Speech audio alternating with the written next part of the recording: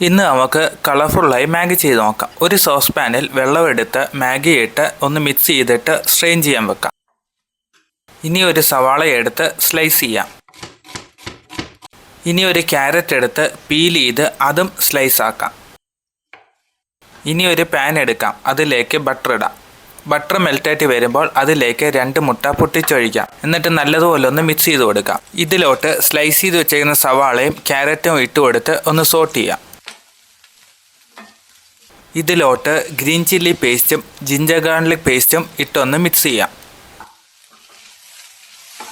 മിക്സായി വരുമ്പോഴത്തേക്ക് ഇതിലേക്ക് Kashmiri chilli powder, turmeric powder, ആവശ്യത്തിന് ഉപ്പും കൂടി ചേർത്ത് ഒന്നും കൂടെ സോട്ട് ചെയ്യാം. പാക്കറ്റിലുള്ള മാഗിയുടെ പൗഡർ ഇട്ട് നല്ലതുപോലെ ഒന്ന് മിക്സ് ചെയ്യാം.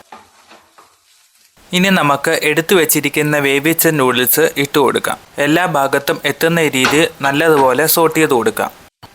ആവശ്യത്തിന് ടൊമാറ്റോ സോസും കൂടി ഇട്ട് കൊടുക്കാം. ഇനി നമുക്ക് ഒരു ബൗളിലോട്ട് മാറ്റാം. നല്ല ടേസ്റ്റിയായ നൂഡിൽ ഇതാ റെഡി ആയിരിക്കുന്നു.